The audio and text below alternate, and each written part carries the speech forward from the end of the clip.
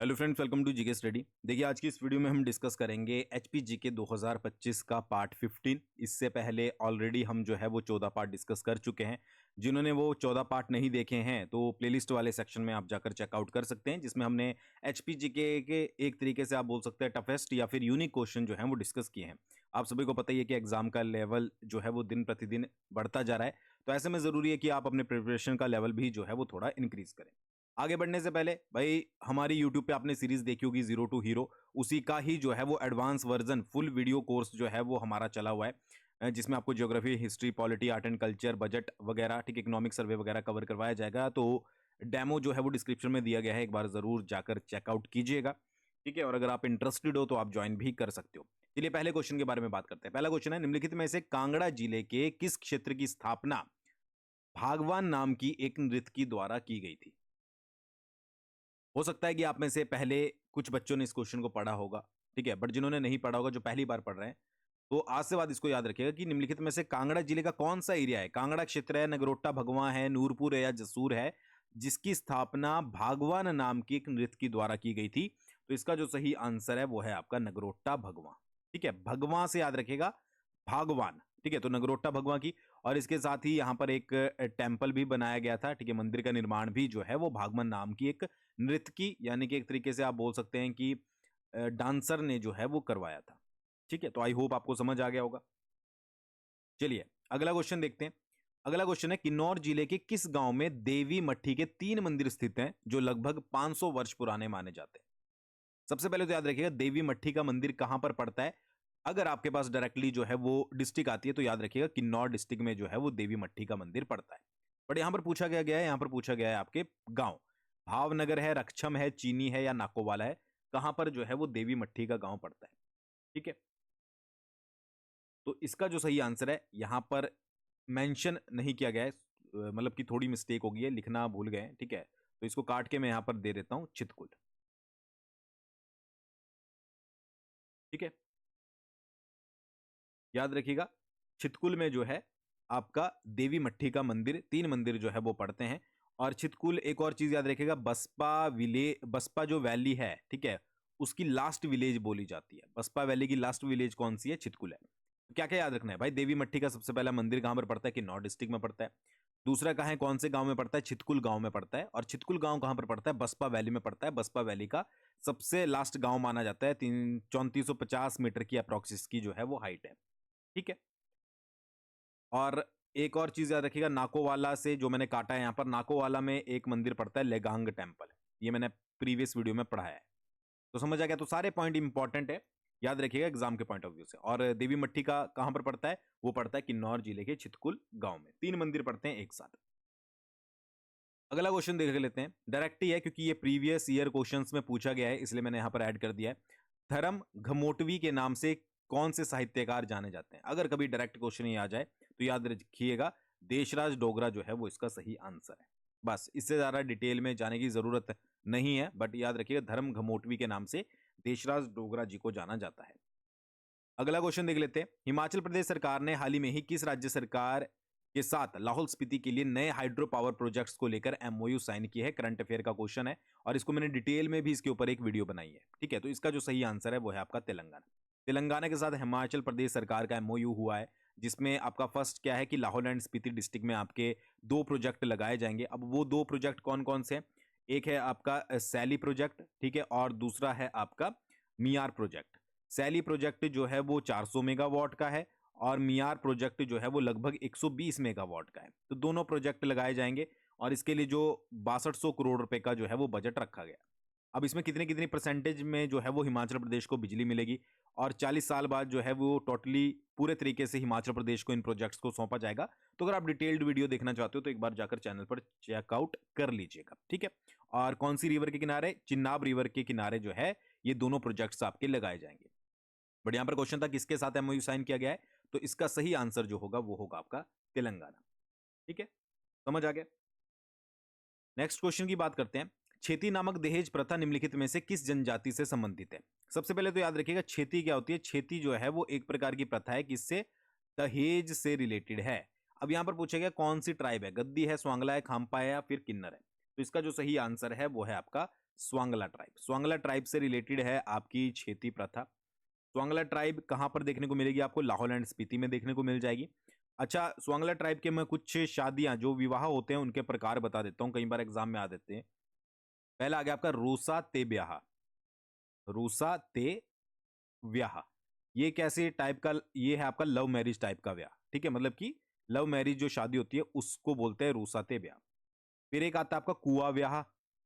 कुआ ब्याह या ब्याह, तो इसको बोलते हैं हरण विवाह, जो हर के यानी कि किडनैपिंग टाइप से, या एक तरीके से आप समझ सकते हैं फोर्सफुली मैरिज जो होती है उसको आपका जो है वो यहां पर कुआ ब्याह बोला जाता है। और एक होता है मजमी।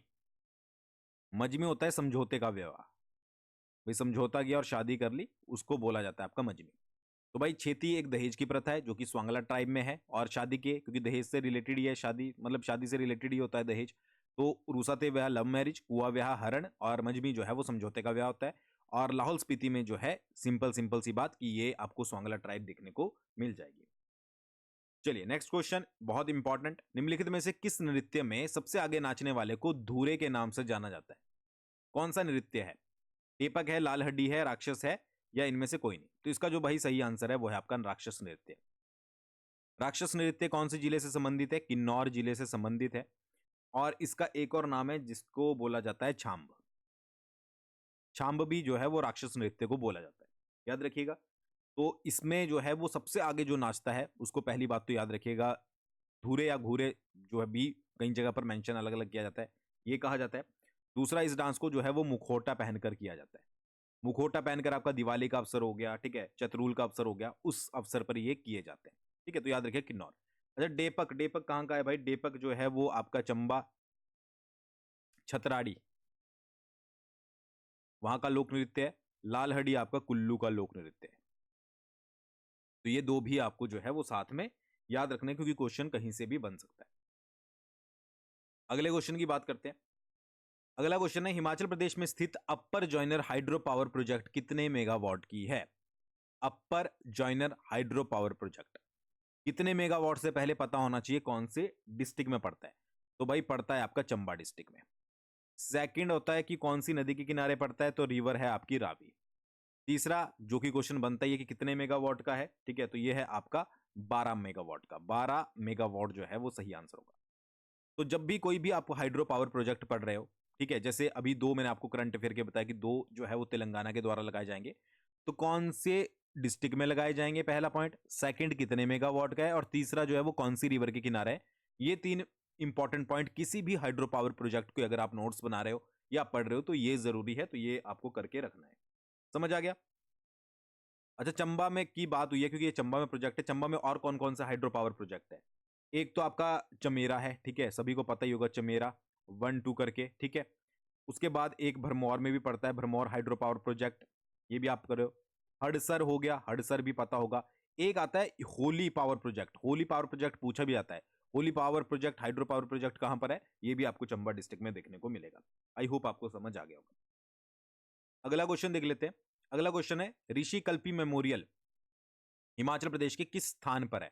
स्थान पूछा गया है, डिस्ट्रिक्ट नहीं पूछी गई है। मनाली में है, पंचकुला में है, पाउंटा साहिब में है, या जोगिंदरनगर में? तो इसका जो सही आंसर है वो है आपका पाउंटा साहिब, ठीक है। ऋषि कल्पी मेमोरियल पड़ता है आपका पाउंटा साहिब में। पाउंटा साहिब में एक और पड़ता है जो कि है आपका किला लोहगढ़, जो एग्जाम में आता है, मतलब प्रीवियस में आया है, ठीक है, किला लोहगढ़। फिर उसके बाद कुछ इंपॉर्टेंट, जैसे कि मनाली की अगर बात करें, मनाली में आपको नेहरू कुंड देखने को मिल जाएगा, ठीक है, नेहरू कुंड मनाली में, जो फेमस प्रीवियस ईयर में पूछा गया है। पंचपूला भी फेमस है, क्योंकि पंचपूला कहां पर पड़ता है? पंचपूला चंबा में पड़ता है। तो सरदार अजीत सिंह स्मारक, सरदार अजीत सिंह मेमोरियल, अजीत सिंह मेमोरियल ये कहां पर पड़ता है? ये चंबा पंचपूला में पड़ता है, ठीक है। जोगिंदरनगर में क्या पड़ता है? जोगिंदरनगर में आपका राजस्व प्रशिक्षण संस्थान, ठीक है, पटवारियों की ट्रेनिंग जहां पर होती है, ये कहां पर पड़ता है? ये आपका जोगिंदरनगर में पड़ता है। तो ये सारे ही इंपॉर्टेंट है, सब कुछ आपको जो है वो याद रखना है। किला लोहगढ़ और जो ऋषि कल्पी मेमोरियल है वो आपका पाउंटा साहिब यानी कि सिरमौर डिस्ट्रिक्ट में पड़ता है, याद रखिएगा।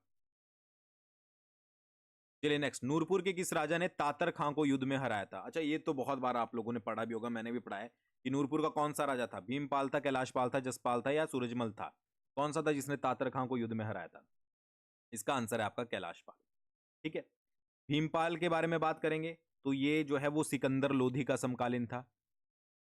सिकंदर लोधी का समकालीन कौन? आपका भीमपाल। जसपाल की बात करेंगे तो जसपाल जो है वो अलाउद्दीन खिलजी का समकालीन था। अलाउद्दीन खिलजी का समकालीन। तो समकालीन का मतलब मुझे लगता है मैक्सिमम को पता होगा, बट जिनको नहीं पता है कि मान लो ये आपका नूरपुर है, यहाँ पर राजा आपका कैलाश पाल है और उधर दिल्ली में राजा जो है वो कोई और है। ठीक है, मतलब शासन किसी और का है। इस तरीके से मतलब सेम टाइम पीरियड पर अलग अलग जगह पर शासन कर रहे हैं, तो उनको समकालीन जनरली बोला जाता था। तो कैलाश भीमपाल सिकंदर लोधी का समकालीन था, मतलब सेम टाइम पे दोनों शासन कर रहे थे अलग अलग जगह। और जसपाल जो है वो अलाउद्दीन खिलजी का समकालीन था। और कैलाश पाल ने तातर खां को युद्ध में हराया था। आई होप आपको समझ आ गया होगा। अगला क्वेश्चन है, हिमाचल प्रदेश के शिमला शहर में पहला वायसराय निम्नलिखित में से किस वर्ष आया था? बात हो रही है शिमला सिटी की। पहला वायसराय कब आया था? 1850, 60, 62 या 77? तो इसका जो सही आंसर है वो है 1860। पहला वायसराय जो आया था वो 1860 में आया था। कौन था? Lord Canning. लॉर्ड कैनिंग पहला वायसराय। अच्छा, लॉर्ड कैनिंग जो है वो फर्स्ट वायसराय था इंडिया का। इंडिया का पहला जो फर्स्ट वायसराय था वो कौन था? वो लॉर्ड कैनिंग था। और शिमला सिटी आने वाला भी पहला वायसराय जो था वो भी आपका लॉर्ड कैनिंग था। तो इस तरीके से आप जो है वो याद रख सकते हैं। तो ये कुछ क्वेश्चंस थे, आई होप आपको पसंद आए होंगे। अगर पसंद आए तो एक बार जरूर वीडियो को लाइक कीजिएगा, शेयर कीजिएगा। और अगर आप एचपीजीके में मास्टर होना चाहते हो, ठीक है, बिल्कुल जीरो से हीरो होना चाहते हो, तो आप एचपीजीके का बैच ले सकते हो हमारा जीरो टू हीरो सीरीज का। Thanks for watching. बहुत जल्दी मिलते हैं नेक्स्ट वीडियो के साथ।